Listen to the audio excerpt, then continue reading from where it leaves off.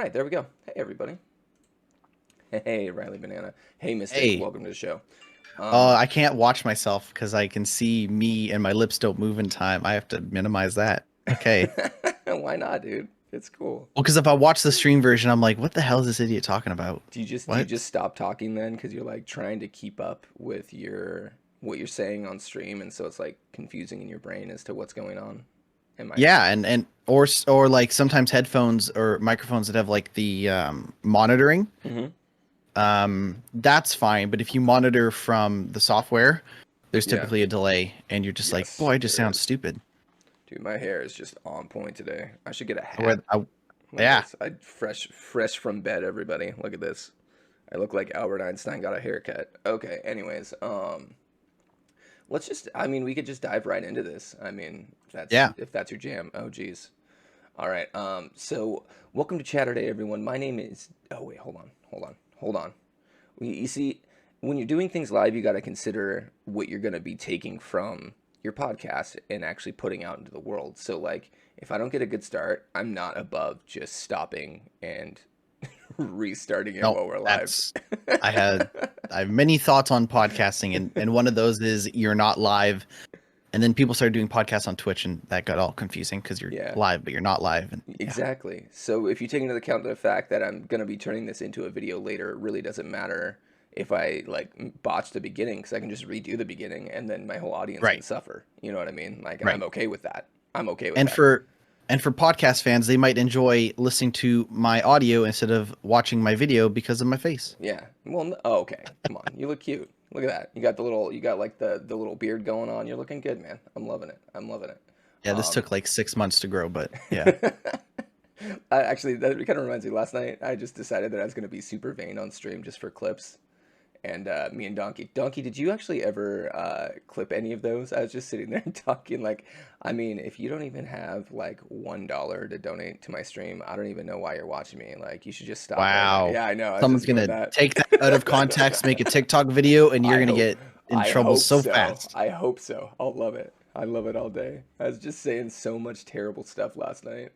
Like, if it's gonna get clipped, it's probably gonna get clipped, and Right. I'm gonna have fun with it because I don't even care. I mean, like I'd rather just go viral and then people can come hang out with me because like I'm never like that on stream anyways. Like I totally believe Totally. like if you're on Twitch, you're doing this for you're doing it for fun. You shouldn't be doing it for any other reason than you like doing it. If you pick up big, that's cool. But like Right. you should just be like enjoying the new people that come into your stream and just hanging out with you and like that's enough for me. So Right.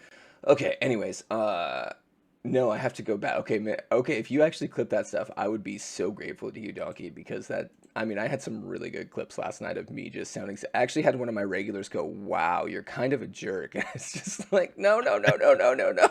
This is a bit. This is a bit. It was so good. Okay, here we go. Welcome to Chatterday. My name is Dave underscore Loudon, and you are listening to episode number 11 of my podcast, where each week I introduce you to a new and awesome small streamer. We talk about their channel, who they are as a person, and then if we have some time, some different game news from the past week. If you are watching this live on twitch.tv/Dave underscore Loudon, stick around after the interview to watch us play a few hours of games. I believe we're going to be playing. I really want to play. Really want to get you into Dead by Daylight. Have you ever played that? I played Friday the 13th, so Okay. no. No, okay. This is quite a bit different. Well, it's like the same idea but different. You have But less. but still supported and still going. Yeah. Yeah, absolutely. Well, Friday the 13th was a whole other thing. Let's get into that in just a second. Our guest Okay. today is the absolute nitwit, a dude that we were just talking before the show and I was like, "Hey guys, you have been in my bubble since I've gotten into this stream bubble. I've seen you because I originally saw you through Streamers Unite when I was Yep. working with them, and and it's just one of those things where I've always seen you around, but we've never got a chance to actually stop and talk. So I'm actually very Yeah. excited for Nitwit today to just hang out and talk.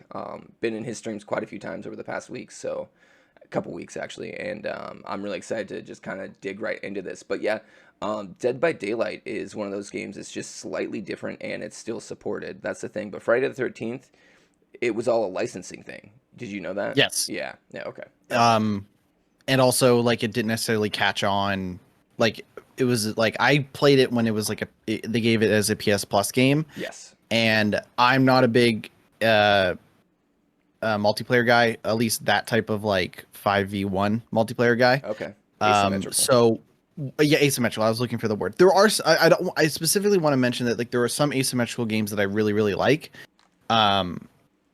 Or games that have like meta games or stuff like that. Like that's totally cool. But for specifically like the 5v1, like that mix of PvE versus PvP, Hmm. not usually like the biggest fan of.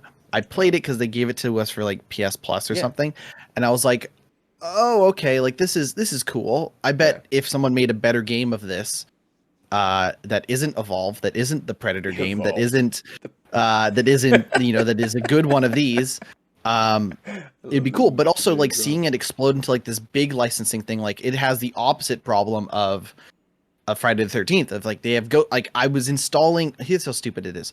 I installed Dead by Daylight last night, and I Hmm. looked at the DLC, and I was like, I should probably buy the Ghostface DLC. Yeah. Like, I might as well like spend some money on Michael Myers or something Yeah. like that. And I was Yeah. like, no, like don't do that. I mean, if you want to, like, go ahead Yeah. if you enjoy the game. But I just remember being like blown away by all the DLC licensed DLC Crazy. that the game does have, which is Yeah. something that Friday the 13th really struggled with. Well, I mean, yeah, well, you're exactly right because Friday the 13th, actually, the reason they stopped making it is because they got their license pulled because two people are arguing over the Friday the 13th license. There were two Right. creators of it and they were arguing over it and they lost their license because one guy gave them one party gave them the license, the other one said, no, you can't have the license. And the guy who said they can't have it took him to court and they lost. So that's basically what happened with that game. But yeah, I mean, like they've got in Dead by Daylight, they've got Pyramid Head, they've got Leatherface, they've Yeah. got Ghostface, they've got the pig from Saw. Saw. Yeah, I mean, it's just insane. So, but here's my advice: don't buy any DLC for that game until you've actually played it a little bit, because there's a Sure. couple. I mean, first you got to figure out if you're gonna main Killer, or if you're gonna main Survivor. And if you main Killer, then you definitely want to buy Leatherface first because he has barbecue and chili, which is probably like one of the most important perks you can get, hands down, Okay. hands down. And then if you're on the other side of that, the other one you want to buy is like as a Survivor is you want to buy Laurie Strode from the Sure. She's a good survivor. yeah, well, and she's also got Decisive Strike, and so that's one of those perks that is absolutely necessary. So they kind of like put some of their best perks behind paywalls. You can still get those characters through the store if you just play the game enough and kind of buy the Right. characters that you need the key stuff for. But for the most part, I think you need to be knowing who to buy in order to get the right perks in order to make the game the most effective. So Okay. yeah, we'll get into that when we play a little bit later. Everybody stick around. So let's just dive right into my list of questions that we got going on. So Yeah. this is the first question I always ask everybody because it warms everybody up and it's probably the best thing to do is what is the elevator pitch on your channel? What is your channel about? If you were to sum your channel up, what would it be? I want to eventually get to a point, and I'm not there yet, but imagine a world where like you take the energy and the warmth that you experience listening to something like the lo-fi hip hop chill beats to study to on Yeah. YouTube, Yeah. and that was a stream.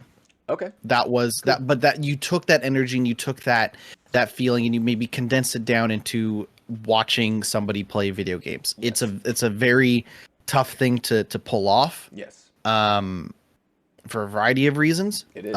And the community that music has fostered is really really special. Yeah. And also the feeling you get just listening to that music is very very cool. Yeah. And I would eventually like to get to a point where it is that. Okay. That makes perfect sense. So you're just going for that lo-fi chill vibe, like, hey, like everyone here's chill. We have that kind of like that warm feeling that's like it's cool, but it's still like inviting. You know what I mean? Am I getting that right? Yes. And I think the problem that you run into as if you start to become a bigger and bigger streamer is you might lose some of that in the process, and that's probably an inevitable thing. Yeah.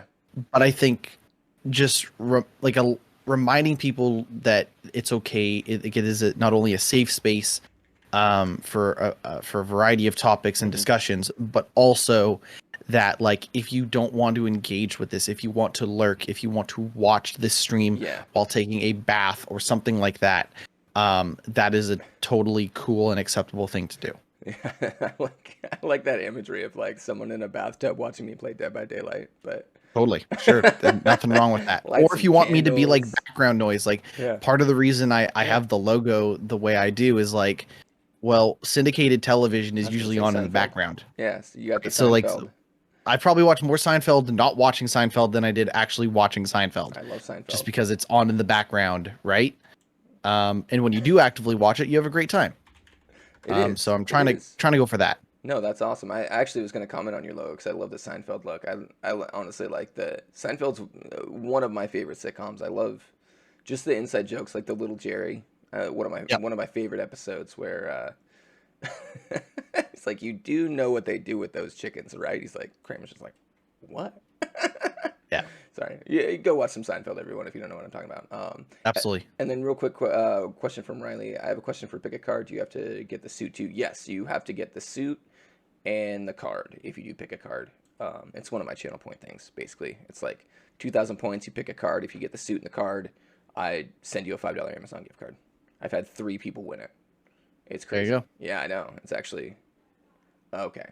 All right, Melon. We'll do that. So try and save them though till after the podcast because we will.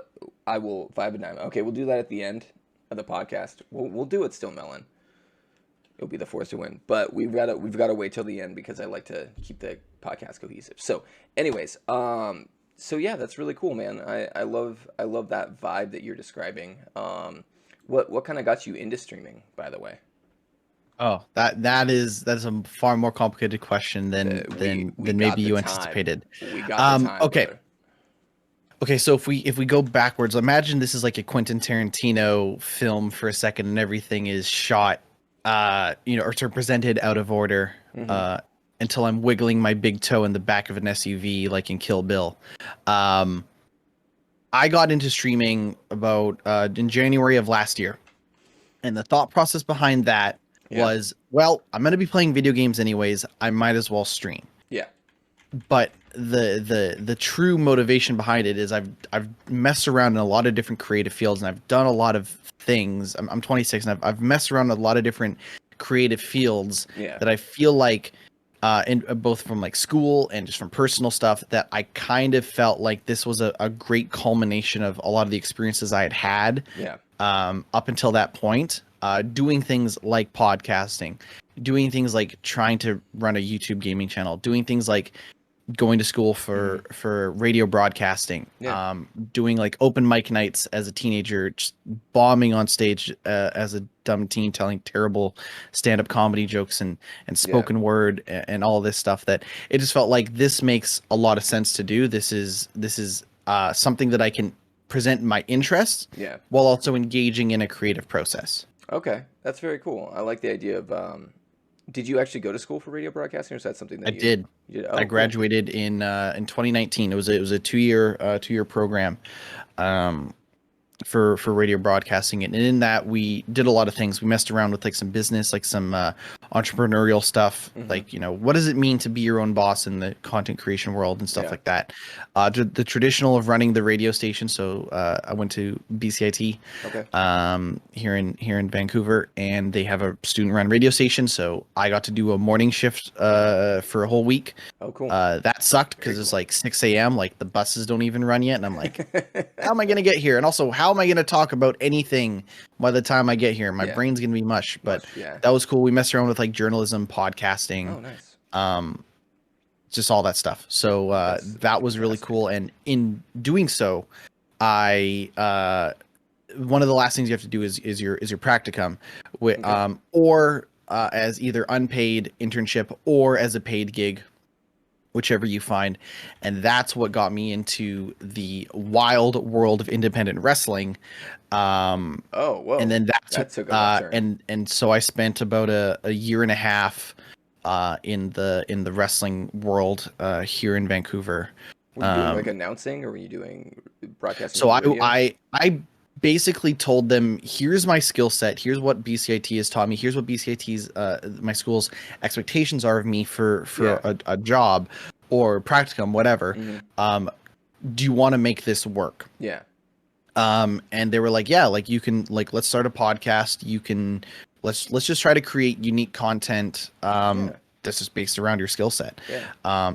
And that it all started because in the final semester they give you a little bit more freedom in terms of what do you want to pursue? Do you Okay. want to do podcasts? Do you want to do interviews? Okay. You can interview whoever. It doesn't have to be like local news or anything like that. So I'm like, well, let's just interview a bunch of wrestlers. I like Why going to not? the shows here in Vancouver.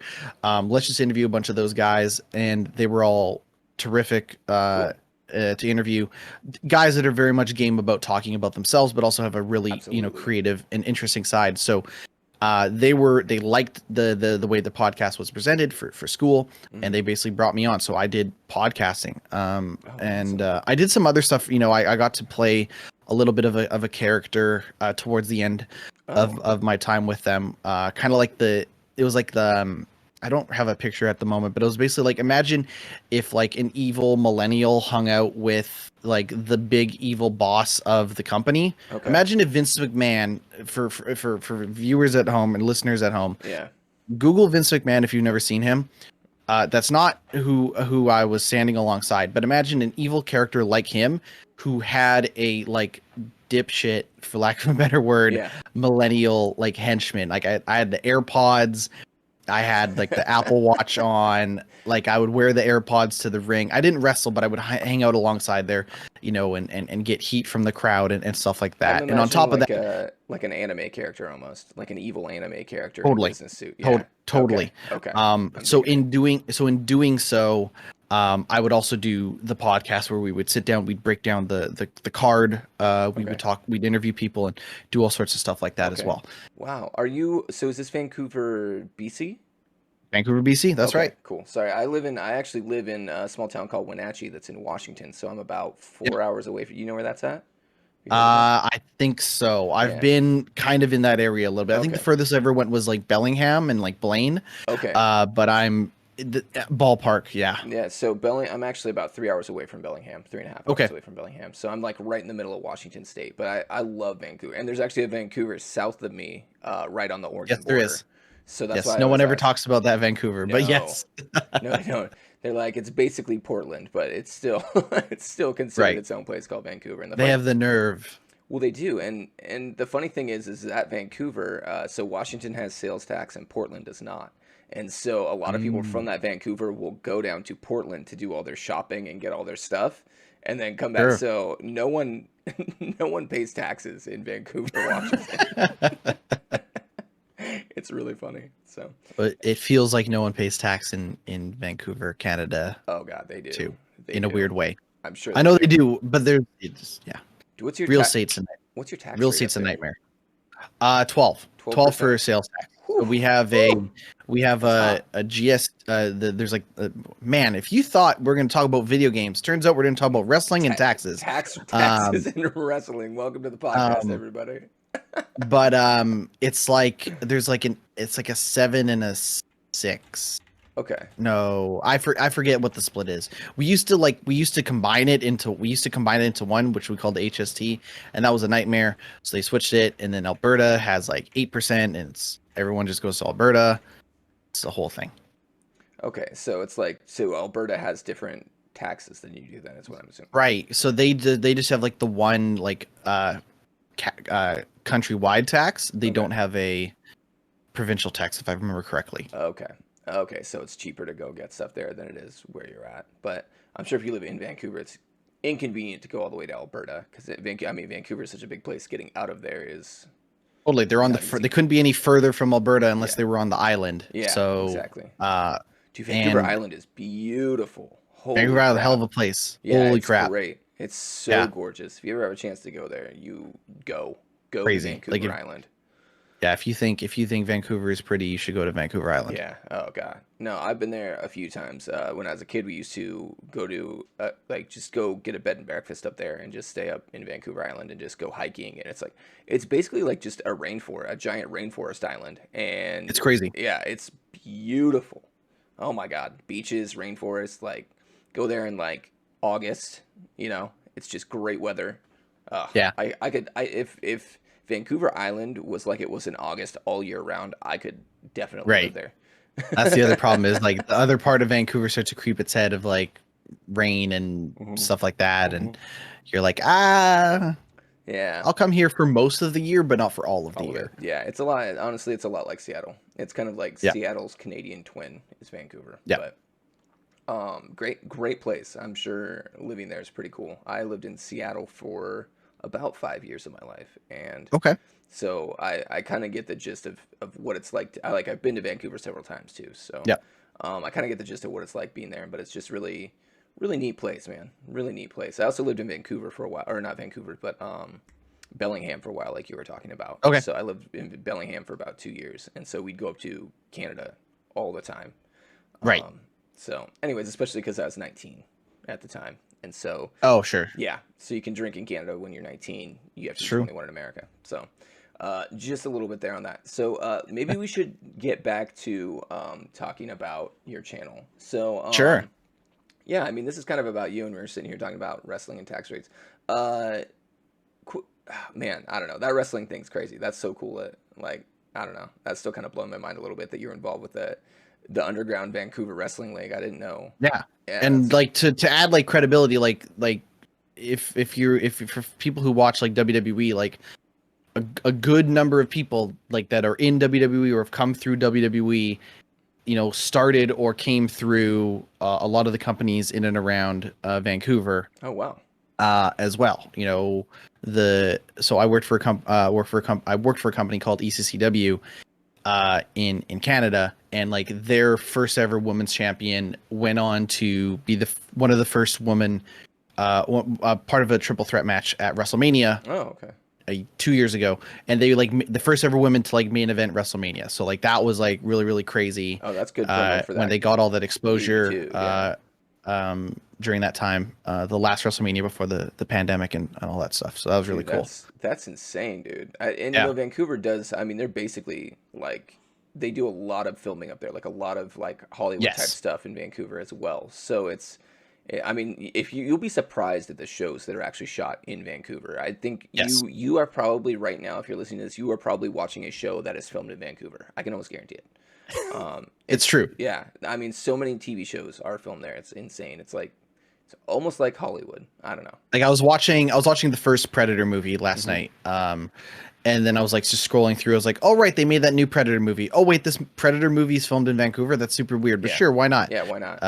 Yeah. Sometimes it's bad. If you lived here, you'll know the parts in which it's really bad. For Yeah. example, in that last Godzilla movie, Okay. they try to make our airport look like Hawaii. Oh, no.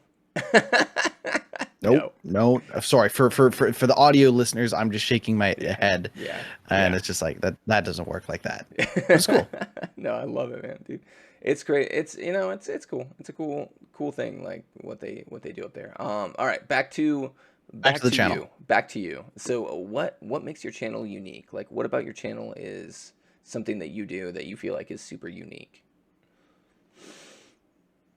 The thing that I think it really comes back to like the energy that I try to give off. Yeah.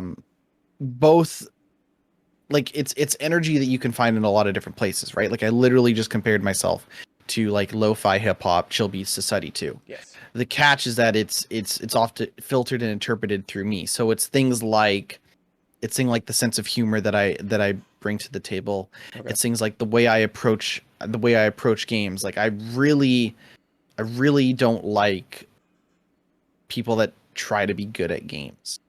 Okay. And it's not that I don't like the people that try to be good at games. I don't like the idea of watching somebody try to be good at a game. I would love for you to finish your game, and I would love it if you didn't, rage and freak out and screw up Yeah. along the way, because I think Don't ever do that. having smooth looking gameplay is an appealing thing, Yeah. but it doesn't have to be perfect. Mm-hmm.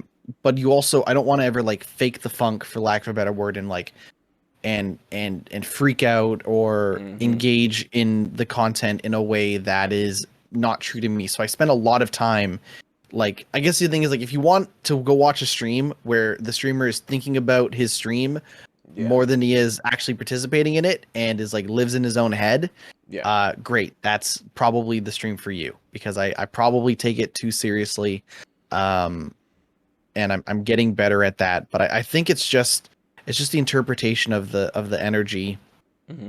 and like the safe space, and also like the unfiltered, like, honesty that I try to bring. Like, That's cool. I don't like, for example, like, this isn't a brag, like, I don't have any mods, Yeah. and that's a very common thing for a small streamer to not be able to rope somebody in, or into being a mod, or not wanting to. But like, Yeah. I've never had to do that, because like, you're just not going to make it. You're just not going to make it with nonsense in my chat. It's that simple. And Yeah. also, going back to experiencing a lot of, creative fields where the feedback is, in person, in your face, people are booing at you, people are bored, people are whatever. Yeah. um I feel like I can handle the pressure of nonsense like that approaching, dangerous territories in my chat. Yeah. So, well, here's the deal with mods. Now that you're bringing that up, and they're a good thing to have. I have a couple. I actually have a few mods just to do certain things, like basically just get rid of the bots that pop in my channel when they're around, because I hate the bots that come in and ask you if you want more Sure. Yeah, followers. yeah. But I also have them because it helps keep those people engaged. I feel like if you have someone who's in your channel a lot and you want to keep them more engaged, I feel like making them a mod actually keeps them coming back to your channel, because they almost feel an obligation. Not that I'm telling people that they should, like my mods, oh, you're obligated to be here. I just feel like it Right. helps them interact with your channel in a way that a lot of those people enjoy. I know there's a serial I like to call her a serial mod, and it's Happy Cluck. Does she ever show up in your channel? She's in this ring of that we're kind No. of in. Um, Maybe once or twice, but I'm not too sure. yeah, yeah, okay. You've probably have seen her because she's like everywhere. But Right. I made her a mod just because she wanted to be one, and she'll come in every once in a while and do that thing. But part of the reason why I made her a mod is to keep her engaged as well. You know what I mean? Right. Like, and I so think. I go Uh, ahead. no, you finish. You No, finish. I was just gonna say, so it just kind of helps. Like, oh, okay, this is how you enjoy Twitch. Some people just enjoy Twitch by being mods, and so I have no problem obliging to that as long as they're not abusing their power. You know what I mean? That's not a problem to me at all. So I don't know. Had I had one person ask if they could be a mod, and excuse me for forgetting, but I don't think that person, after I kind of calmly rejected them, Hmm. I don't think they ever came back to the Yep. stream. And I think I guess my rebuttal is that person probably wasn't going to come back anyways. Even if I made them a mod, they Yeah. probably wouldn't be, like, it's not, who am I to say like how you should, like, my whole point is, you don't have to engage with my content in a certain way. You can Hmm. engage it however you'd like, Yeah. right? And I'm not Absolutely. picky about that. But the idea that like saying no to being a mod um means that you're just not going to show up again is like, well, then great. We've We don't answered need our you here. questions in a lot of different ways. Well, I would never. Well, and this is the thing. I'd never like take some random person. Let's say just like I didn't know Crispy, and he came into my channel and was like, "Hey, I want to be a mod," and this is the first time I've seen him. I'd be like, Yeah. "Yeah, no, you can, no, absolutely not." Usually these people are people that I've interacted with on other streams or interacted with like on my stream, something like that. Because I do go into a lot of streams and I do like try to help out other small streamers because that's like something I Yeah. really like to do, even if it's just put a lurk up to get their numbers up a little bit. And so usually it's people that I've interacted with before. I'm not just going to be like, oh, Joe Schmo. And I have this happen all the time. Joe Schmo comes in off the street and is like, hey, can I be a mod in your channel? I really like what you're doing. I'm just like, no. I'm like, come hang out. Come hang out. Come be part of the stream. If I like what you're doing and I like who you are, like, and we can build a little bit of rapport, then I'll make you a mod. But it's not just one of those things where I'm just like, okay, you have a mod and you have a mod and you have a mod, because it's one of those things where you've got to be able to trust people a little bit. You know what I mean? So, And I um, think just like having this conversation allows me to just like take a step back and rethink some of the approach, because like this whole thing is very, very fluid. And if you yeah, don't treat it as fluid, you're kind of dead in the water as yeah, a streamer in yeah, some cases, absolutely. unless you just don't care, and that's fine. Um, and I don't mean that in like a, No, dude. Some people who don't care it's are the just, best streamers. They just that's do fine. what they want. Yeah, yeah, Because I probably care too much in a weird way. yeah. Yeah. But That's okay. I think having, select trusted people, like that's how I use my VIP system, is Mm-hmm. like these are the people that I would expect to find, not expect to find. Yeah. These are the people I would not be surprised to see in my chat very often. Yeah. So I'm Exactly. cool with like recognizing that. The idea of asking them for like to be a mod, I haven't quite wrestled with that thought yet, because it seems like a bit of an ask in a weird way, You at don't need least for to me. you don't need to ask people a lot of the times though, because most of the mods that I found have wanted to mod for me. Because like I said, it's one of Right. those things where that's how they like to interact with Twitch. They like Right. they watch you for that. And actually, I have one mod, Juno, who is amazing. Like, I think you need to find that mod. You need to find the one person who's like, okay, yeah, I like. Like, she'll show up to my channel within a minute, and then she's not necessarily always engaged, but like if I have an issue, she's always there. So Right. it's one of those things where if you find the right person, and then you also got to keep in mind that you're not always gonna have like people. The thing about Twitch audiences is they ebb and flow. You're gonna have different people in Right. your stream 6 months from now than you will today, and that's Right. fine. You just got to keep that in mind because you can't always keep. I mean, just think about anything you do. You watch it, TV shows you watch, movies you watch. Eventually, you just grow kind of bored with them, or this or Yeah. that, and so audiences just come and go. And so maybe someone will take a 3 month break for you, and then you'll see them, you'll be like, "Oh, hey, welcome back. Haven't seen you in a while." And then they watch you for another 3 months, and then they're gone again. That's just Right. how Twitch works. And I think people don't understand that. People go, "Well, I don't have a regular audience in my channel," like, and they get bummed out about it. But you don't need a regular audience in your channel. You need to just keep certain like enough people engaged and coming to you that it replaces the people that leave. And so I just kind of feel like in a way like it is nice when you find that one person who actually does stick around and does like actually mod for you. Now I know I'm probably not gonna have Juno forever, but for right now it's great in the moment. And then once again I kind of use that mod system to keep other people engaged. So hopefully when she does eventually get bored of me, which she will, no, I'm just kidding. Maybe she will, maybe she won't. But I will have somebody else there to help me out. So I personally with mods I do need a little bit of help. I'm not the most technically savvy person in the world. I'm technically savvy, but I'm not quick with it. So when I do have things like bots and stuff show up in my channel, I have a hard time like, oh crap, I got to open this, go in here, do this, and it just kind of throws off the whole flow of Right. my everything. So, but yeah, it's pretty cool. I enjoy it, and I respect where you're coming from, where it's just like, well, I don't really need that, so I can just go without it, and just have people in my not having to have that ask of someone. They can just come in and enjoy me. So Right. yeah, that's very cool. Okay, so let's ask just a couple more quick questions here about your channel, and then we're gonna move on. Yeah. You actually have a topic you wanted to talk about that I have here that we'll go over that as soon as we ask a few more questions, and then we'll kind of Yep. go on to maybe a few more things. So what type of games do you like playing on stream?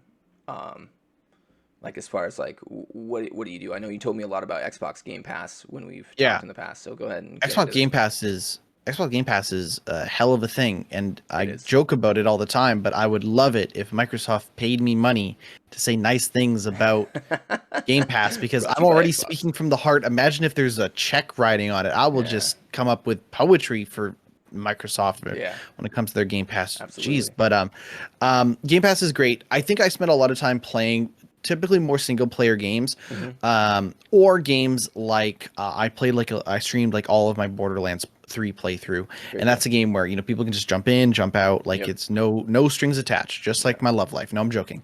But Wait, what? no, keep going. So so right now I'm streaming Valheim, and Valheim's a game where like I can open it up for people who want to play, and I can close it off if I want to play by myself. Yeah. Forza Horizon, like I had, the Forza communities taught me everything I know about cars, and because of them, like I will open up that co-op if people are interested. But I want something that's very drop in, drop out, because it's not always going to be a guarantee that people are going to be around to play. And I don't want to hamper that progress. Like I've played, like I started off like streaming like Modern Warfare and stuff like Hmm. that, and it's cool. But if you suck, People don't want it's to. really hard to, Yeah. and it's also really hard to let your personality shine through when Yeah. you're so worried about rubbing your stomach and patting your head at the same time. Yep. And Yep. that's kind of what streaming that. is as it is. But when you add the layer of competition, it's just like a real. It can be a frustrating experience. Well, and then this goes back to what you were talking about earlier, where you get angry on stream, and honestly, no one wants to watch you when you're angry, No, unless that's your thing. I mean, some people make a thing out of it, and it's totally. like their character, and they're always angry at stuff, and that's great. That's your thing, and I have no issue with that. But I think for everyday Joe Schmo streamer, if you're in a bad mood, just turn off your stream, turn it off Yes. Yes. immediately, or change your attitude, because no one wants to sit there and watch you be real life grumpy. No one wants to sit there and watch you just rage over something, because it really it's not fun. It's uncomfortable. It's No. very uncomfortable when you're mad about something. So I actually had to stop playing DBD Killer on stream. I do it very rarely. Do I play DBD Killer on stream, because I will rage so hard sometimes, just like Yeah. get angry, straight up angry, because of how toxic that game can be sometimes. So, but yeah, it's one of those things where no one likes to see that. And if you realize that you're going that way as a streamer, like reel it in, reel it back in, either switch games or switch or stop streaming. One of those two things. Don't Totally. keep doing what you're doing. Let's see here. So what? Okay, so that's what you play on stream. But what is your actual all-time favorite game? Yeah, that's a big question. That's a good one. I Like know. when I want to say Castlevania Symphony of the Night. Oh, I also great want to pick. say Great I also pick. want to say like Tony Hawk's Pro Skater. You pick most of those games. What'd you think of what'd you think of the remake? I think it's great. I think it's a bittersweet thing because Activision, if you'd like to pay me money to say nice things about you, you can pay me money. But right now, I'm going to speak from the heart. I don't trust Activision with most things. I don't. Really? I don't. Like, I don't trust. Like, they screwed up that Warcraft 3 remaster by messing with Blizzard. By messing with Blizzard, they have killed it with the Spyro and the Crash Bandicoot re-release and the Crash Racing. Bandicoot re-release was great. Yeah, and they did a great job with those, and people seem to like Crash 4. I haven't played Crash 4 because it's not out on PC yet. Actually, that same studio is actually redoing Diablo 2 right now as well. Just a little side note. So I trust them. Yeah. But like I don't trust because of the things that like Activision has done with like overcomplicating the gameplay experience of Call of Duty by making that game such a bloated mess in some cases, both in file size and in game period. And also like they're not putting out any new IPs. Like when's the last time Activision put out a new game that was not part of Blizzard or anything like that? Like Prototype, like Prototype for the PlayStation 3 when Infamous came out. Like it's a thing of like with these bigger publishers, I tend to be a little bit skeptical of it. That being said, Tony Hawk Pro Skater 1 and 2 remaster is really, really good, and the things that they do to modernize it are smart and they work. I'm just bummed out that it'll probably never happen again because I think those third and fourth games and even Tony Hawk's Underground are worthy of a remaster. I think they should just do an Underground 1 and 2 remaster in the same vein of that and just kind of evolve on what they've done there. So it's just the same gameplay and everything, but they bring in like the goofy stories and the interactions and stuff. That's what the Underground is so good at.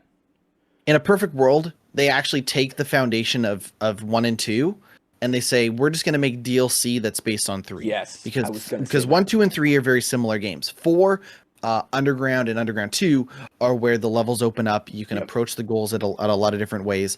And Underground 1 and 2 feature like goofy stories and jackass stuff and all that stuff, which I'm not a big Thug 2 guy.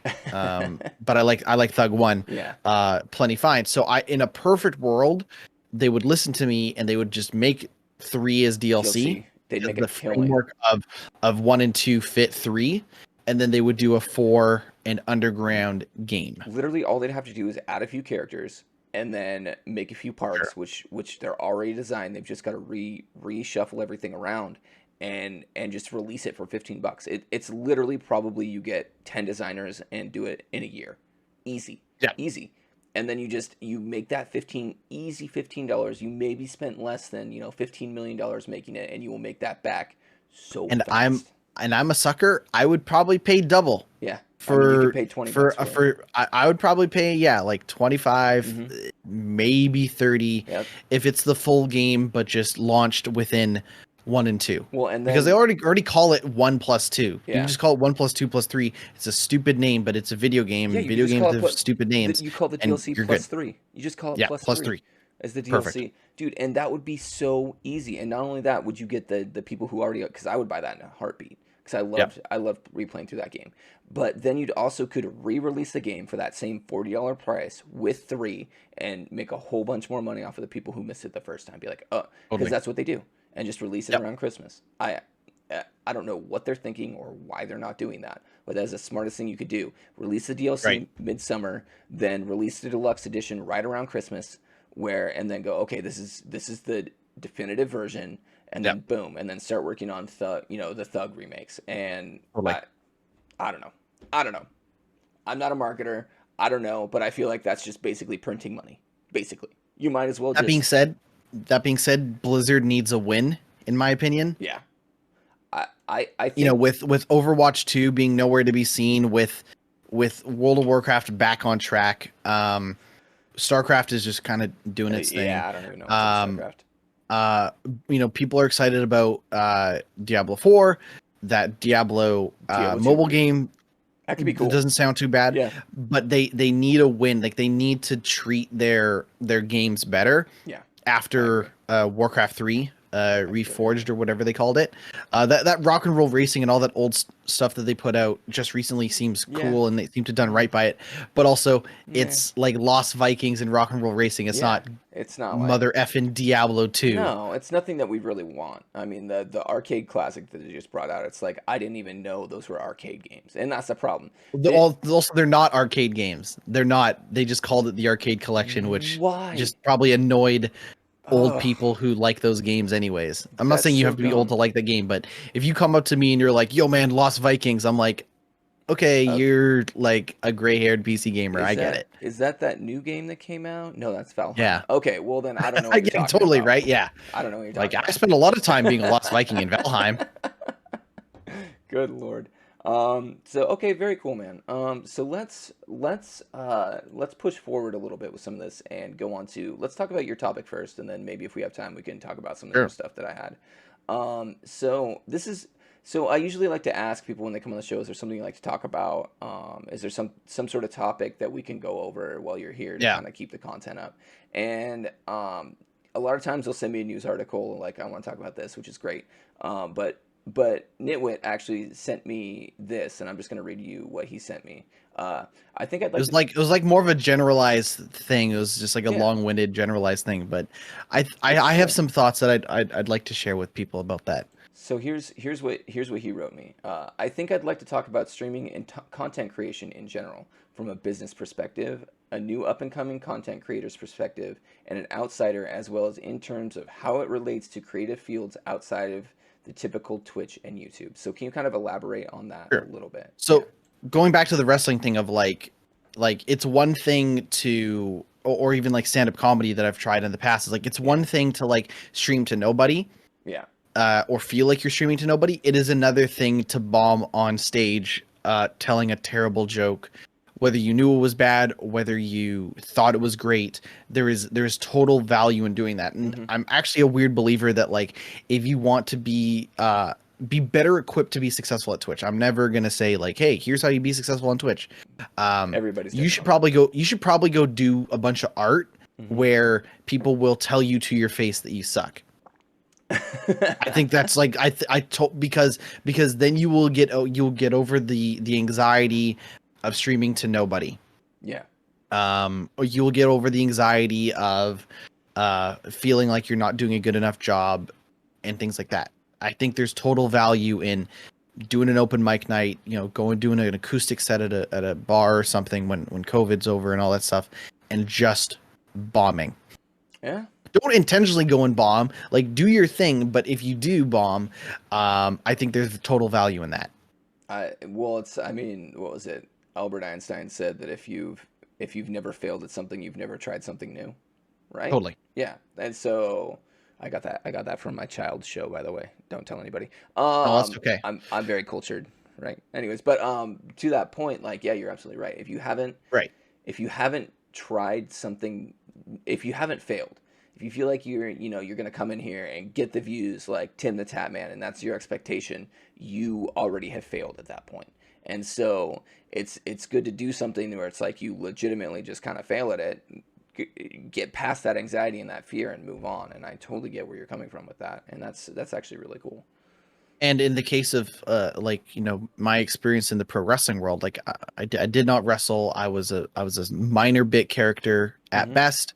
But I got to play an interpretation. I got to play like an artistic interpretation of myself. And it But turns out that when you start streaming, like I'm not like an evil millennial in real life. I'm just a evil yeah, millennial in real life. No.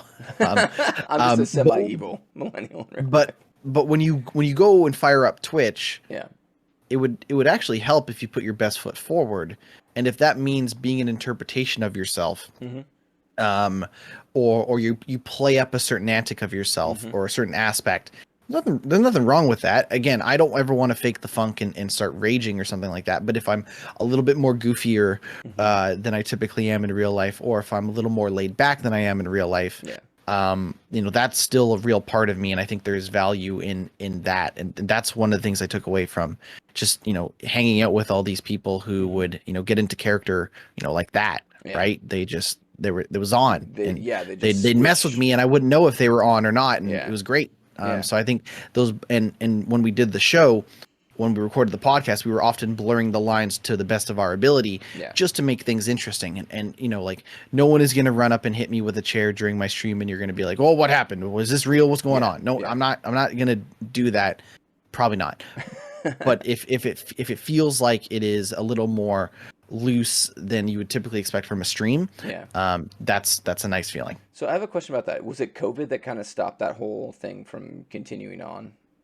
It was a yes, and there were other things that kind of stopped it, at least for me personally. Okay. But COVID was one of them. Yeah, like that last month, it was tough to do a podcast where your whole thing is getting people to show up to the show when the show just got Yep. canceled, and Yep. and now it's like, well, the whole part of the show, like we didn't have, like WWE, for example, has Monday Night Raw, Yeah. right? So if they're trying to sell you on the pay-per-view, you're going to watch the weekly show, you're going to watch some wrestling, and they're going to catch you up to speed on the story. I Did don't you have ever that. So watch the instead, wrestling without the audience? Oh God. oh yeah, Oh God. and there are Oh, so there are bad. some So there's bad. some good, there's some okay interpretations of it. Personally, Ugh. I think the way that WWE's competition AEW, All Yeah. Elite Wrestling, does it is better because what they have is they have the people that are wrestling but not wrestling that night in the crowd. Okay. But I mean, And part of that that. makes a little bit more sense because like those people are vaccinated or they're tested or whatever, so or they're in Florida and who knows what's going on in Florida. A With lot of the those wrestlers just feed. They absolutely feed on that crowd energy. That's what right. gets them going, and that's how they do their performance. And when they don't have that, it's, whew, Right. I don't know. It was really bad. Just they'd still put their pauses in Yeah. there. They'd still do their Yeah. screaming and shouting and like, "Come on, everybody!" And it's just like, Yeah. there's nobody there. And then There's the nobody best part there. is like imagine if your crowd is just your friends who are just want you to put on a great show. Like that Yeah. crowd's actually in a way like better. Now to go bring it back to streaming, I probably do a better show when I have more people interacting and I have more people engaged. Yeah. It's just the way it is. But I need to remind myself what it's like to fail, what it's like to Hmm. to bomb, in order to better appreciate when things work out. Okay. No, that makes perfect sense. Kind of like taking that negative experience and flipping it around into a Yeah. positivity, and that's and getting it's basically like ripping the band-aid off. Like, okay, I know I'm gonna Yeah. start out not as good here. Let's just start out with a big fail and then build myself up from there. Um, so kind of elaborate a little bit on like the type of content creation that you wanted to talk about, like as far as like Yeah. from that actual business perspective and from that content creator expected perspective. So I'm probably crazy enough to think that I want to do this for, like, I want this to be my thing. I want to make this a full-time gig. I'm Yeah. crazy enough to think that. But I'm also realistic in the odds of that happening, and also what sacrifices and things I'm going to need to do in order to make that a reality. One of those things is it's impossible to grow on Twitch. Twitch has no way of, presenting an algorithm that would encourage a small streamer to grow. Instead, what happens is, well, you end up in like a follow for follow trap, or you end up in a community or a group of people that are really only that only push each other to then have themselves be pushed, in whatever way. So there are plenty of services that are like, hey, if you watch this stream, you will earn, like, there's literally I forget what the name of it's called, but like, you watch the stream and you will earn points towards us hosting you.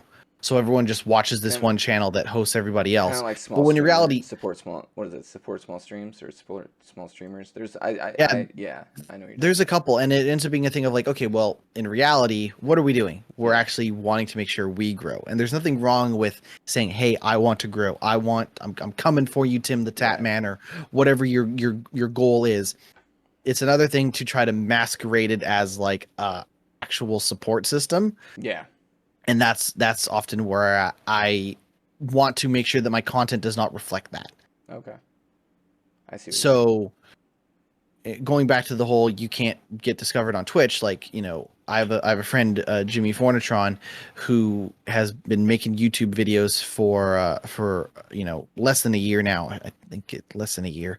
I'd have to double check. Yeah. And dude's already at like 800 something subscribers Yeah. on YouTube. And he's had videos that do like over 3,000. But that's just the algorithm just taking off, right? So the algorithm doesn't take off on you on Twitch. There's never been a time where, But is with the that real or exception is of a that raid, fake? If it's an algorithm forcing people at you and you're not, I mean, literally, if you're getting 3,000 video views per video, let's say not per video, but not in his case, on a it'd just be like, oh, every now and then a video will just take off. yeah. Well, but even then, how does that translate into followers and people actually liking your content? So here's a great example. And I was talking with my sister about this. My sister is an amazing person. She has some difficulties in her life, but she loves to make videos of just random slideshows of boys that she likes from TV that have music in the background. And I was looking through her YouTube channel, and she had one video with 12,000 views. She had about Yeah. four videos with about 3,000 views, and a lot of her videos had 5 to 6,000 views. But she was only sitting at 200 plus subscribers on her channel.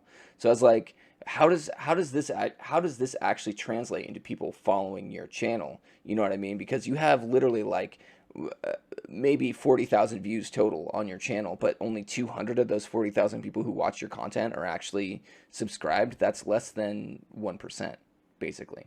So, I think or I think 2%.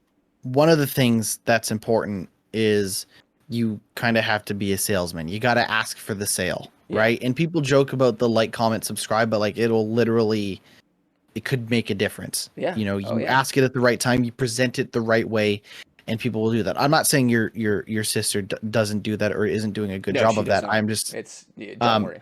if she doesn't, that's totally Yeah, fine. no, But that's not her deal. I the thing is that because the algorithm in YouTube will pick you up, or the TikTok algorithm could pick you up Yeah. and pick you up with that sales pitch that you have in it. Yep. That Well, could lead you now all of somewhere. a sudden I just made a really good ad for myself Yep. with Absolutely. content included. And that's, I can't do that on Twitch. The only thing I can do is watch my viewer count while I'm streaming, and if it hits a certain number, I say, hey everybody, thank you for stopping by, or Yeah. whatever. Like, that's Yeah, the yeah. only thing that I can do in that moment. Yeah. I have to do all of my growing outside of Twitch. Yeah. So if I have an algorithm video that gets picked up, Jimmy Fornatron also in the chat to correct me with anything I said that was wrong about him. But Yep. that video gets picked up, and all of a sudden maybe people are more interested in your Twitch because Hmm. they were never going to find your Twitch on Twitch anyways. Yeah. So having people from an external Well, source that's why it's is so better than nothing. important to be on Twitter, be on TikTok, be on YouTube, be on Yeah. everything. I mean, like with my part of the reason I'm doing this podcast is to get myself out on Apple and SoundCloud, and Yeah. maybe the more of these things that you can diversify, and the more things you can do to diversify, the better. Jimmy, is this one of your regulars, Jimmy Forna? Yes. Forna? Yeah. He Oh, was the cool. guy making the YouTube videos Oh yeah. that I was referencing. Perfect. So it says Um, he says it's weird. Some of my big videos will get a small amount of subs, but my consistent content gains me more subs. But the more videos I post, the more chance I have to gain higher amounts of subs daily. And that is right. exactly that sums up perfectly what we were both just talking about. Right. Now take his schedule of like once a week or whatever it Hmm. is and shrink that down into I'm going to do TikTok instead. Well, great. On TikTok, you got to do like 4 videos a week or Hmm. something like that, right? So whatever, however you slice it up, that content should be consistent, and that's why Twitch hasn't always been easy for me, Yeah. but became easier when I thought about how I approach content creation in the wrestling world, Okay. which is there's no off schedule, Yeah. there's no break. It's just one show after another. So why not treat Twitch the same way? Hmm. Um, but if you're wanting to grow a brand or a business, that brand does need to reach other people. It can't just be Yeah. um, Twitch. So Well, that also puts that importance like on recognizing that you do need to make yourself a brand if you want to do right, something with it. You can't just I mean there are some people out there that aren't branded and they do all right. They just kind of have their face on there. But I mean, you look at all the major streamers, they all have some sort of symbol. Like especially I think the most iconic one right now on Twitch is Ninja. Mhm. You see that little ninja icon, and you automatically know, okay, this is Ninja. And I think that's what you want to be. McDonald's, you want to be Starbucks, you want people to be able to look Sure. at your symbol and go, oh yeah, that's this guy.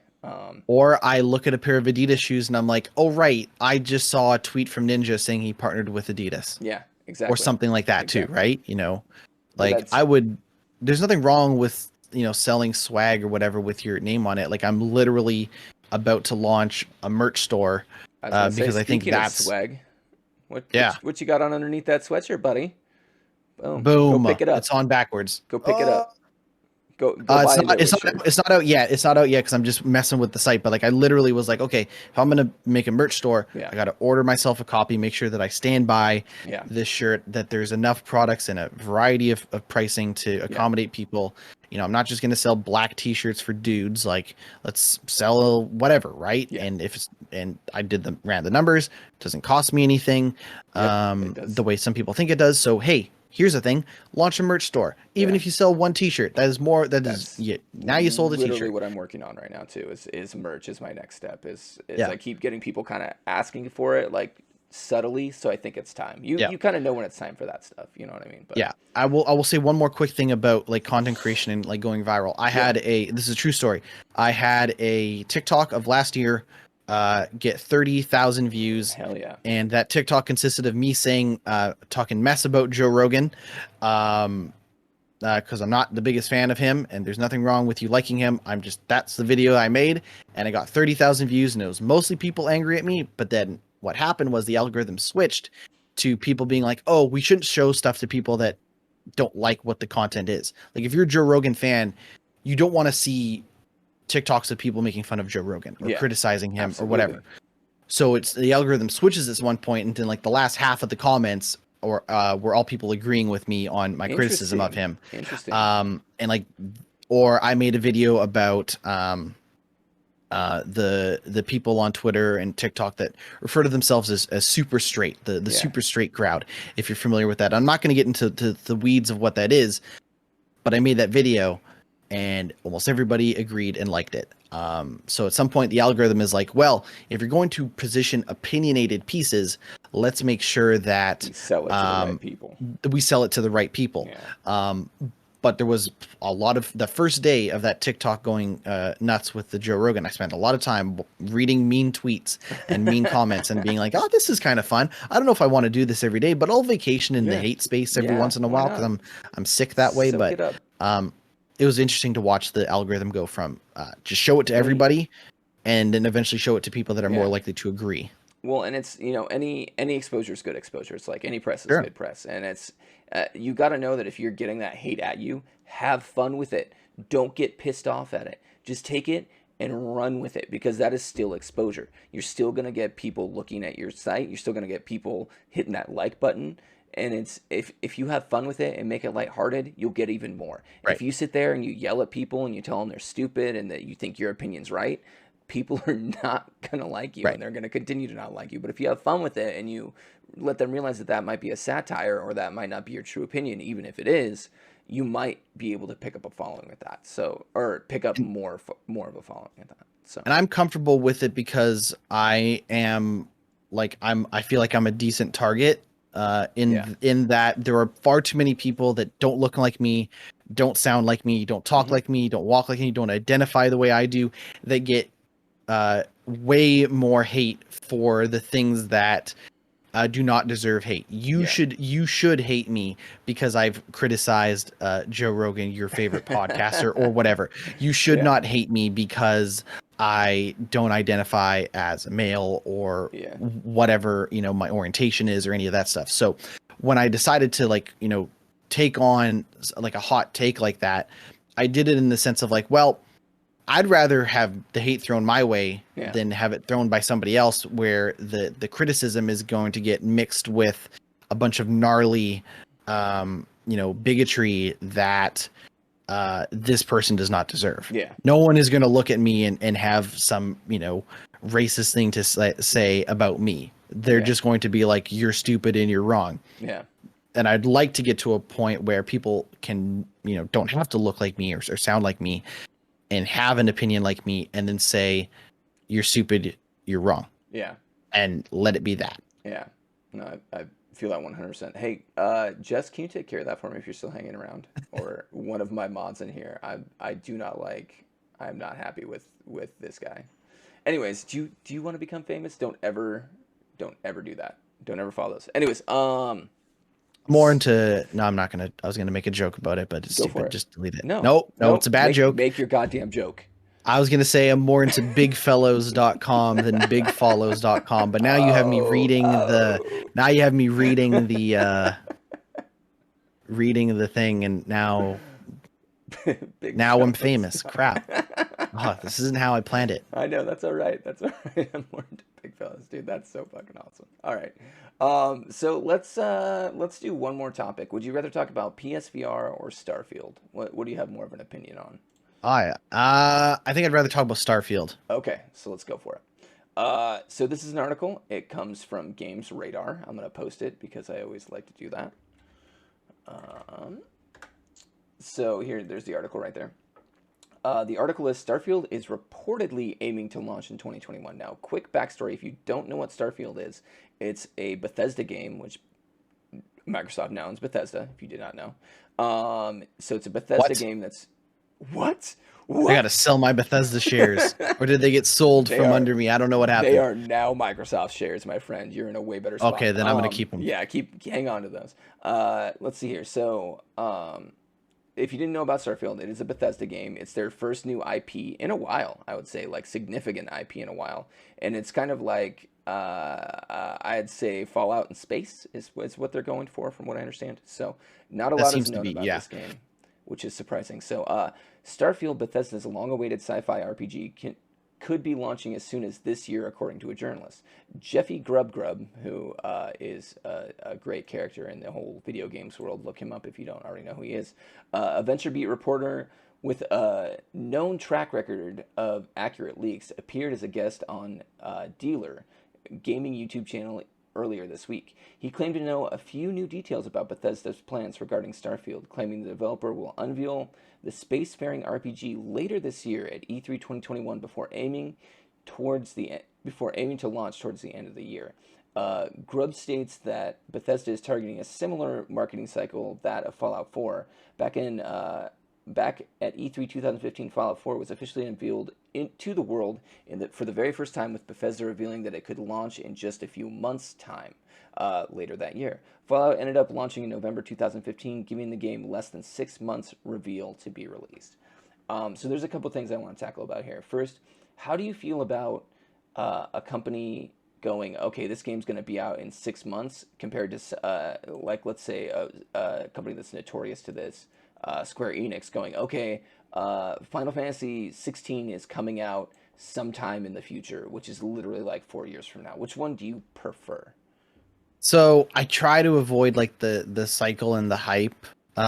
And I think a lot of it is because I spent a lot of time consuming games from like the games journalist perspective. So I would be like more into like what Jeff Grubb or GameSpot or IGN or Game Informer, like those places have to say. And usually they're presenting that information in like a very cut and dry, sort of way. Yeah. Right. And they don't end their news story with pre-order now, right? Yeah. Because they're not into selling the games. They're here to present the news. That being said, I'll tell you what, I can't remember the last time I was excited about a Square Enix game, but I can tell you that I was excited about Fallout 4 because I knew when it was coming out and it hit that date. Whereas like Final Fantasy 16 or whatever they're up to, like, yeah, one day I'll play that game and I'll forget about it 20 different times. And I won't really have any like momentum of feelings towards the game because it'll be so long in development. Yeah. Yeah, and that's actually kind of how I felt with Cyberpunk. Oh, God. And then it came out, and I was like, you know what? Maybe I'm the smartest person alive for not maybe I'm the smartest person alive for not wanting to dissect every trailer, watch every trailer. Like maybe I'm better to like not do this. I'm not saying like I'm the smartest person, but I felt good about that one. That felt like a weird win for the old ego.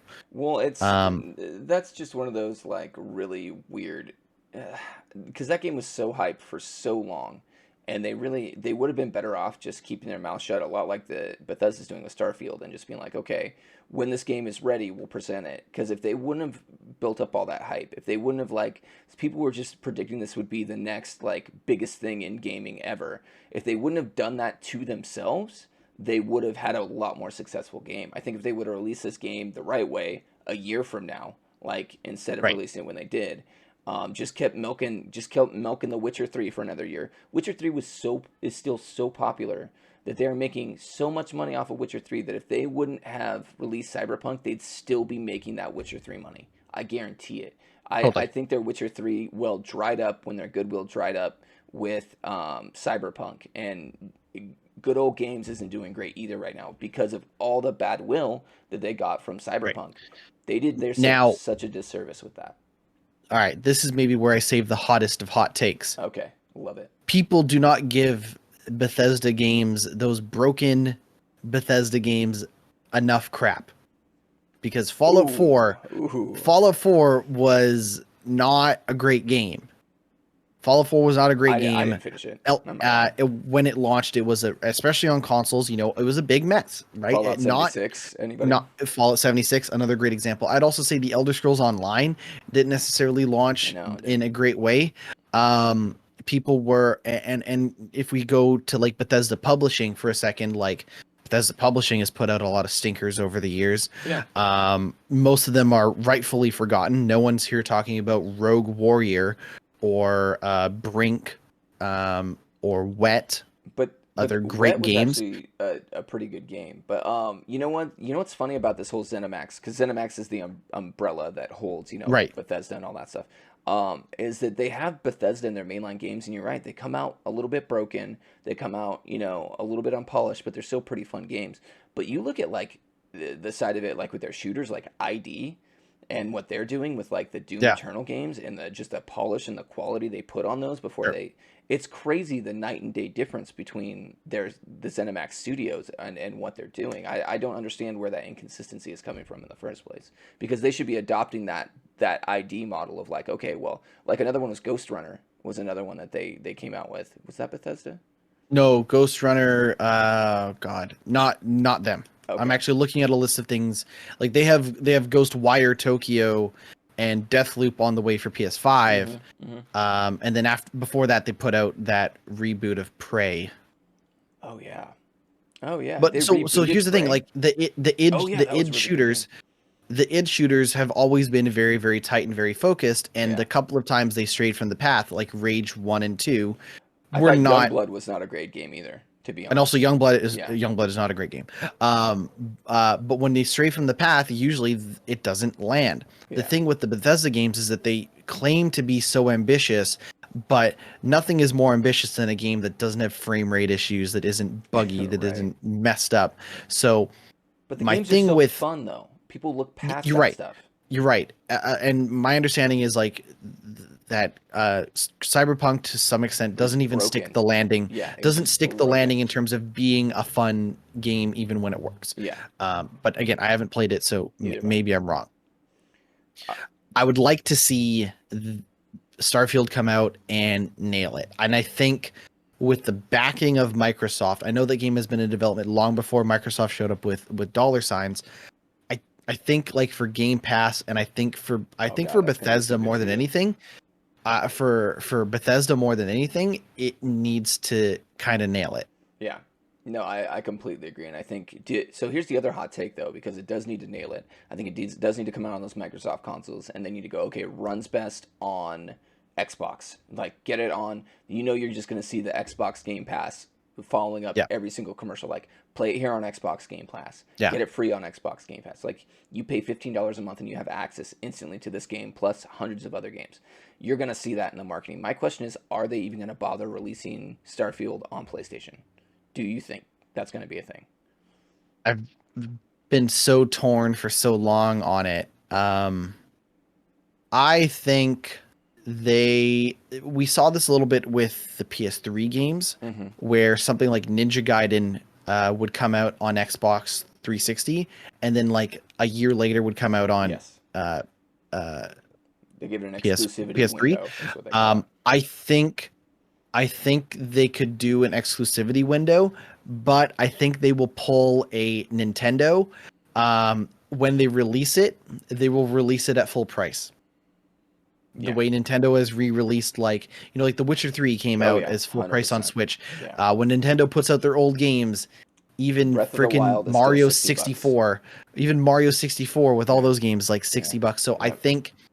I think when they do it, they will launch it at full price. If they do it at all, they will launch it at full price. It will be the standard edition, as well. Yeah. I think they're going to. I think they're legitimately going to release it along. I don't think they're going to do a window. I think Starfield is probably deep enough in development for PlayStation that they're going to go. It's a better return on our investment if we and honestly, it'll be a better look on the Xbox if you just release it on PlayStation. I think it'll be kind of like their last good piece of goodwill to PlayStation where we're like, okay, like before But we start this exclusivity train. they already have Deathloop, and they already have two games that are coming to PlayStation 5 Yeah, before this. So but Deathloop is a PS5 exclusive. It's a exactly, PS5 and they've exclusive. already said they're honoring those contracts, Right. but those contracts, I mean, like how long is it really going to be exclusive for? You know what I mean? Like it's only going to be exclusive for maybe a year.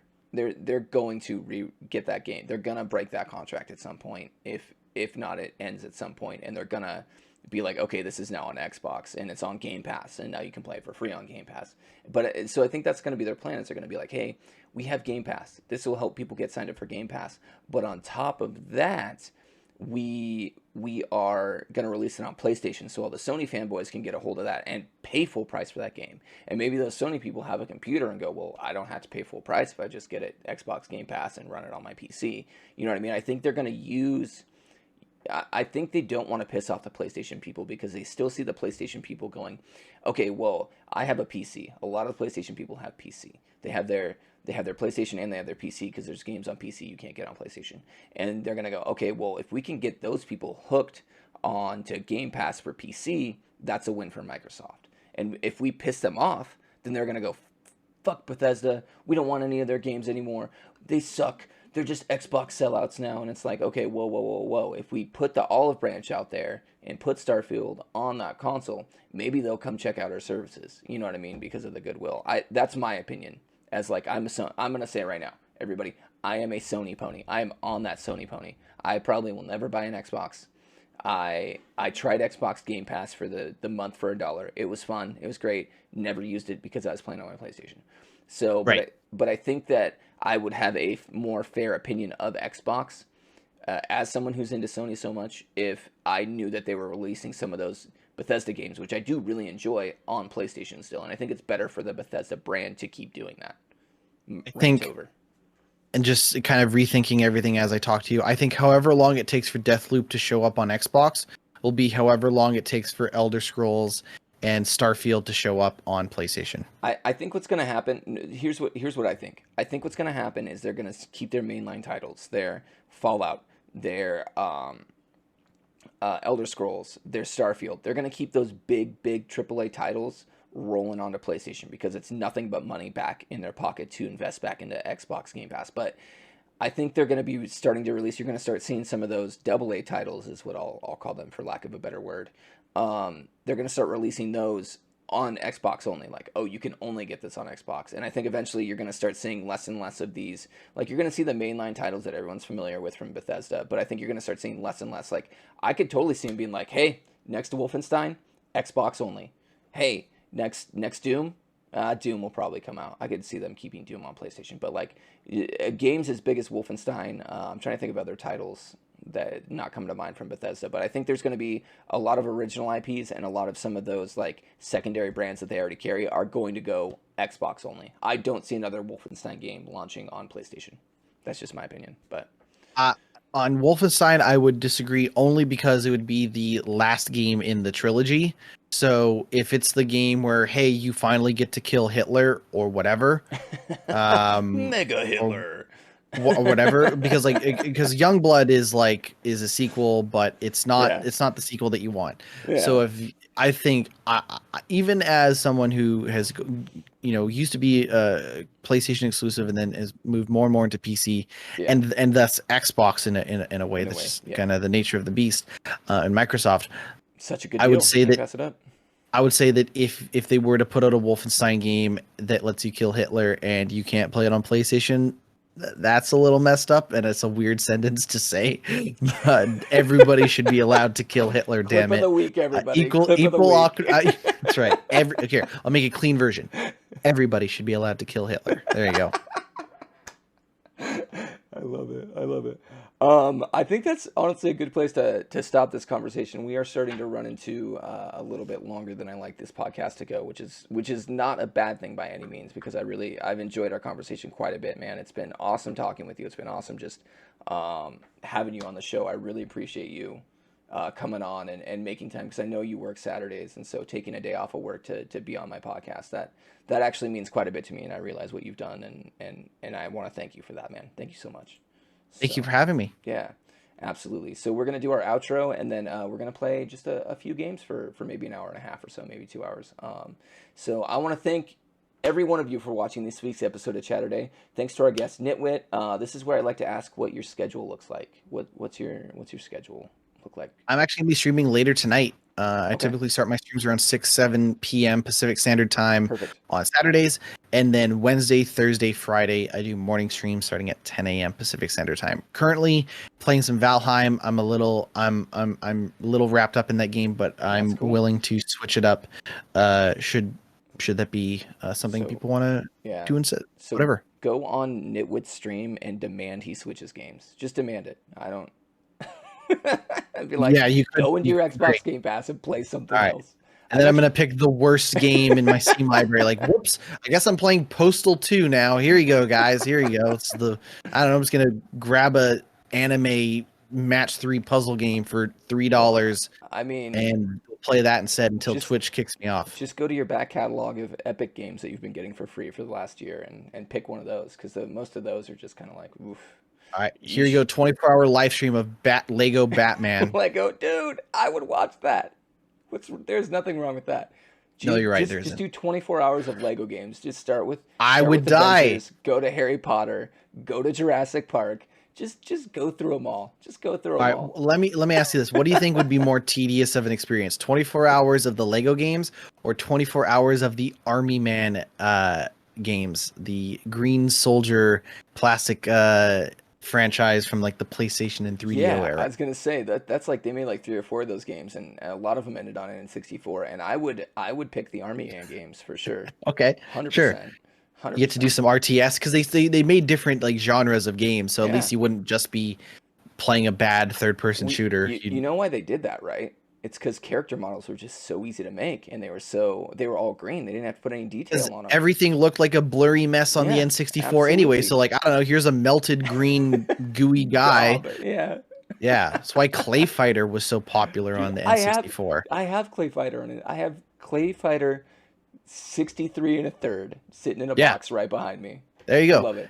I It's love the it. best representation of the graphical power of the N64. I love it, dude.